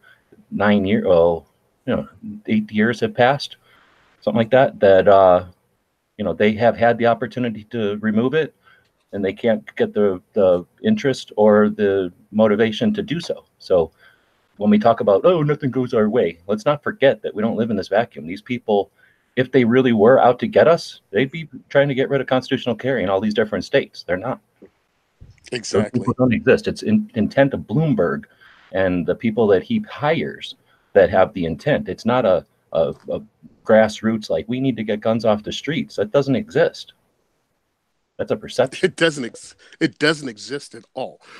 I think our side thinks we're this little group of nobodies. I'm like, no, dude. Even in Jersey, 1.3 million firearms ID holders. That means voting age human beings. That can swing every election ever had in this state. We have that power. We just have to mobilize. We really do. I think everybody's convinced us over time that we're weak, and we're not. George Soros, Bloomberg, all of that money means nothing if it doesn't get bodies behind it. If you have real people standing up, that money wilts away. It goes away, especially when you show up at election polls, when you show up at town hall meetings, when you show up at real things and people see their consequences. Oh, they back down real fast. That money means nothing if it can't guarantee them re-election. Yep. I like seeing them blow their money. Oh, it's a beautiful thing when it doesn't work. Oh my God, it's beautiful. Sadly, I live in Jersey where it works all the time. But they crossed that line. This 10-round magazine limitation, I'm really hoping it woke a lot of people up. I'm really hoping, and I do believe it, because we're going to have our first, we're going to have one of the first things going on in the state, I think, like January 17th. And it's going to continue on all year. We're already talking about having something on Memorial Day and just taking over an entire town, one of the shore towns, taking over the entire thing. And then taking up all the parking spots and then not buying anything from those businesses. And let's just let them show the power of Second Amendment advocates. Yeah, pack your lunch, pack everything, park the cars, go to the beach, not buy anything from anybody on Memorial Day weekend. That will leave them shook. Maybe everybody takes like a blank, what do you call it? Like a windshield. What do you call those things where you put it up on your windshield to reflect the heat? And then you put some Pro 2A on there. Maybe. I mean, that makes sense. That's another way to put it out there. But yeah, dude, you take over a short town and you give them $0 on Memorial Day weekend. That's huge. And the papers will have to cover that because, again, financially, huge. So hopefully that works out this year in Jersey, because you're waking up people that were apathetic before. Now they're not going to be. And that's what these people don't understand. They reach too far and they wake us up. It sends Hopefully a message. That's going to be 2019. Yeah. It sends a message the way you're talking, but it also, whenever you pointing back, it gives inspiration and some encouragement to others in other states or at other ports, even New Jersey, even that that's an effective effort. So I think that's useful for the immediate result it has, plus the effective encouragement it gives to others. Doing Rick. it in Jersey, you guys can do it too. Yeah, exactly. Rick, what do you think we can do different in 2019? Well, okay, let me get on my soapbox. First off, on a national level, I hate to say this, but we need to stop dogging on the big organizations like the NRA. I'll mention their name. They haven't been the greatest this past year. We know that, and in past years. But they're still the biggest dog in the fight. What we need to do is write to people in the NRA to make changes there. Not just, oh, I'm not going to pay them anymore. I'm not going to join anymore. I'm quitting. It's like the Second Amendment. Well, I'm not going to, or vote. I'm not going to vote because it doesn't matter. There's 5 million members in the NRA. If a couple of million wrote in and say, hey, we need changes here, I think it will happen. Because that's the members talking to them. That's what, personally, that's what I think. And we have big arguments, in some of these chats between the NRA and GOA, and we even got people, big channels who people follow, they worship these guys, are saying the NRA's crap. Don't join them, and I think that's wrong. That's how it's splitting us apart on that side of it.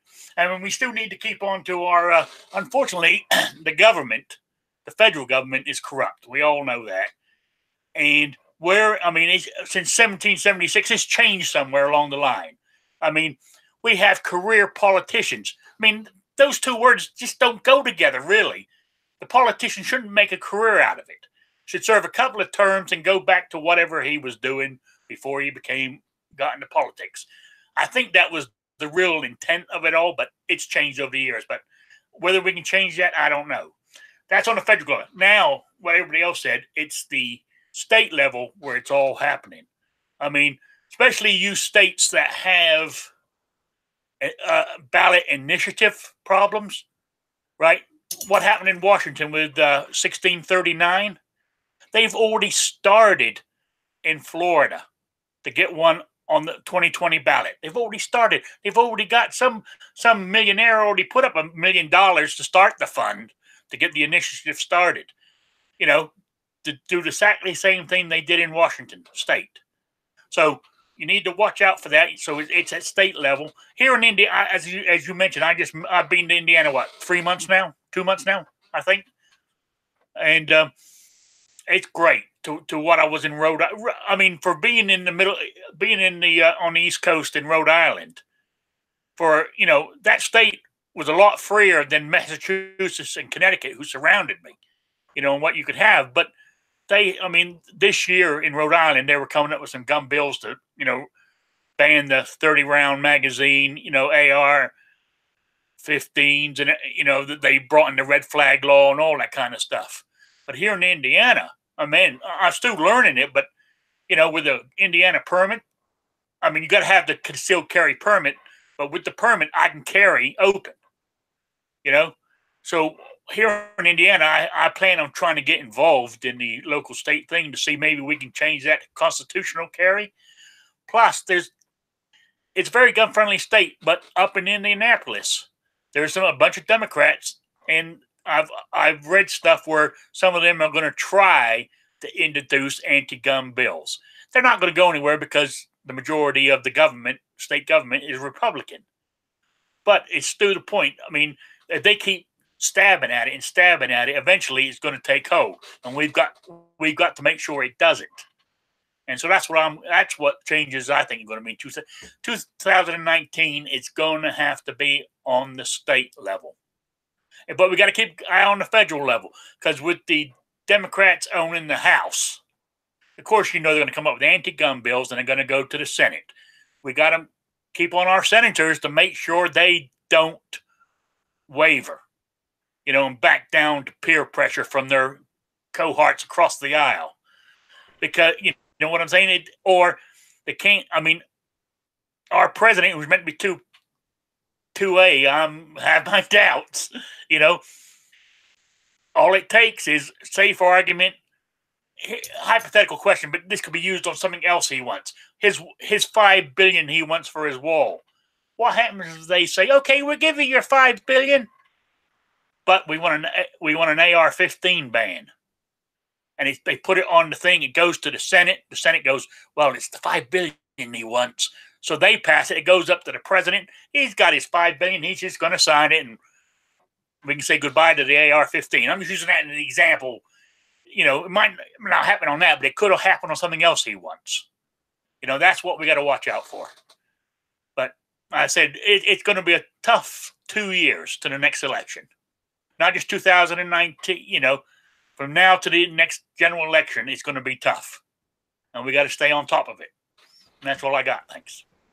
The price of liberty is eternal vigilance. It's like mowing the lawn. You don't either get rid of the lawn and live in dirt like I do, or you resolve to mow it. You get some resources like a lawnmower, and you devote time to it, and you do it not just because you are going to walk around in your grass every day, but because you want your neighborhood to look right, and you want to be, you know, a member of a community that looks good or whatever. There's lots of reasons why people mow lawns. I don't know why. I moved to Arizona, so I don't have to, but I'm going to use that as a metaphor for the effort that's never going to end. Awesome. I'm glad you guys all joined us. Like I say, I reached out to 42 people, sent them an email, and you know, whatever. I'm doing this in the middle of the day, so I guess some people are going to use that as an excuse or whatever. But I'm going to wrap up with some points that you guys have given me away from, or throughout the conversations here. So I'll monopolize a little bit at the end here, and then we can touch on any of these that you guys want to expand on. Press releases that Clover brought up. We had a really long chat the other night, and Hosh Nazi, a friend of ours from California, who's very active in lots of different ways, brought up the idea of press releases. And I think that's an untapped resource, at least from my experience. So press releases are a thing that has been around. They're established protocol that's been around for a long time. And the way that the traditional press and the traditional media are become aware of issues and campaigns and projects are through an efficient press release, a way to, you know, efficiently give an amount of information about a project with a call to action. And I'm sure that some of the traditional media, some of the old media, have the ability and the knowledge to help us with that. So I think that one aspect of the press release initiative would be the ability for the traditional 2A media to work with the new 2A media, the people that are using the more electronic or interactive forms of content creation. Gives us an opportunity to work together and learn from each other. At the same time, those traditional medialists, or the old people who write stuff on paper still, or type things on a typewriter, you know, might actually get some exposure and some experience with the internet and with the forms of new types of media that we've got. So I think that that aspect of it is useful. The idea that we are all proficient in relaying information about our causes to the traditional media would allow us each to expand our projects and our messages, but it would also result in inboxes and email boxes being full of pro-2A stuff. So when an editorial person or the editor, I don't know what they're called in traditional press or whatever, when they're sitting there having something to talk about and they're looking for some voice from the opposite side, in our case, you know, pro-gun, now you're at least in the Rolodex. So I think there's lots of benefit from this concept of press releases, and it's the communication and the effort like this that some will dismiss as preaching to the choir that resulted in that kernel that came up the other day. I think that's an excellent potential. Somebody had brought up something that made me think of maybe you can resolve with your content creation to promote others' 2A efforts. We can work alone, or we can acknowledge each other. And since we each have a separate reach, you know, each of us have our own interests, our own life history, and our own way of describing things, our own preferences on the technology that we use, that creates audiences that are separate. There might be some crossover, you know, overlap, but often we're going to have unique reach to people that aren't interested in, what some of the other established 2A creators are offering.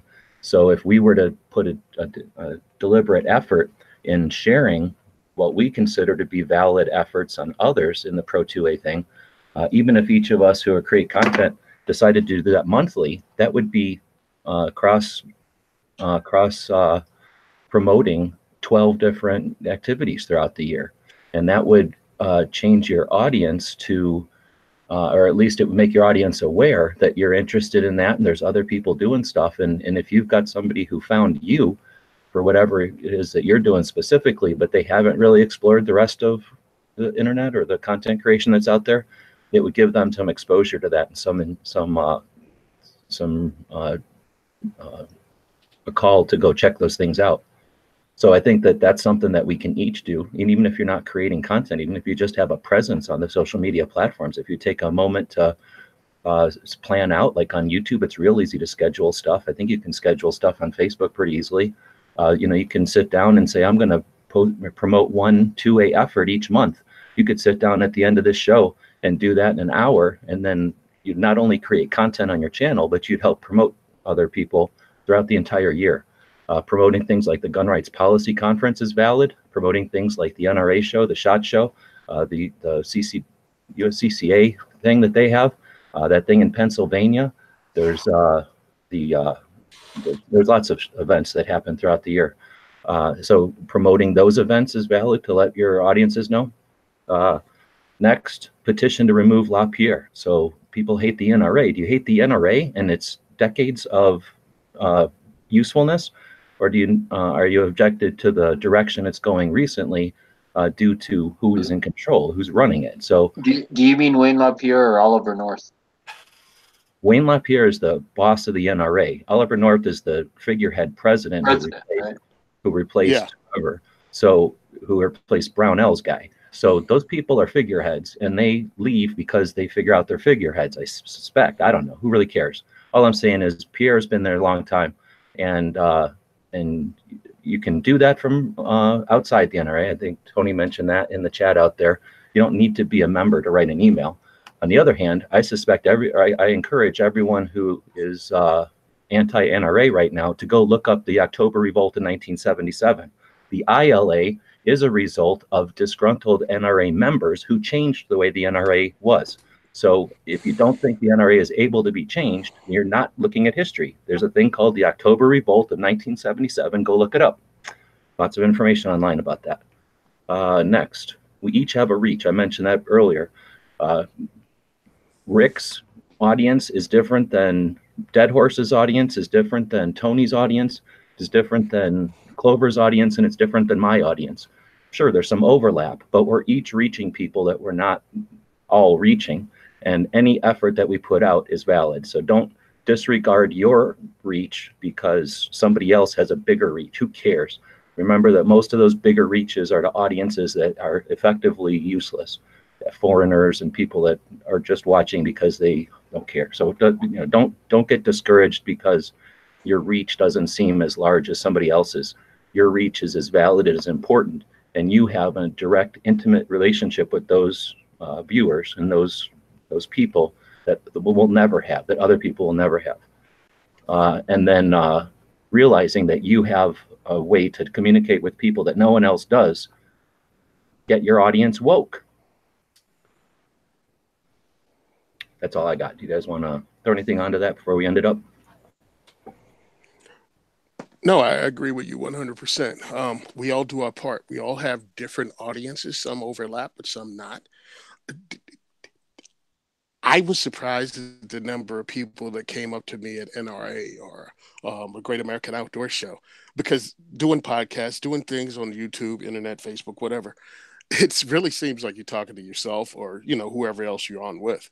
And then when you have people from outside, like, come up and go, really appreciate what you did, I'm like, holy crap, that's so freaking cool. But yeah, we reach a lot of people, man, and we can have a positive influence on the outcome of a lot of things. Just go ahead and step up. Like, I'm going to have to actually start promote. I do it every show. We call it the shout out.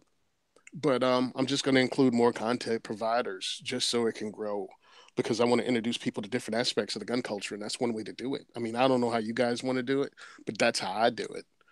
I like guns, and I like everything that guns do, from target to hunting to tactical to self-defense to history. So I talk about that on my show in different aspects, and that's how I bring others into it too, because I can't be an expert on any of it. So I talk about the people I look up to, and that includes a bunch of you guys. Yep. And don't be discouraged if you've got small channels and everything else. Keep putting out videos. You might have put a video out a year ago that somebody just finds today and really likes it and starts thinking more 2A because they watched that video from a year ago. So keep putting out content. That's one of the things that's going to change people's minds. True. Artisan Tony just jumped in, so that we got two Tonys. It's always good to have two Tonys. So, Tony, you're going to get the last word. It seems like I do have to leave. I have, fortunately, things I've got to do, so I'm going to have to wrap mine up. But take a second. Tony is the creator of the Every Second Matters logo. And if you want to throw anything out there, unless anybody else has anything, you can wrap it up. Oh, sorry, I got here late. I just can you hear me? Yep. You're good. I got a new microphone, and it doesn't always show up on the Hangout as if I'm talking. Sorry, but I know I'm late. Sorry about that. I just wanted to jump in and show a little support right at the end. Sorry.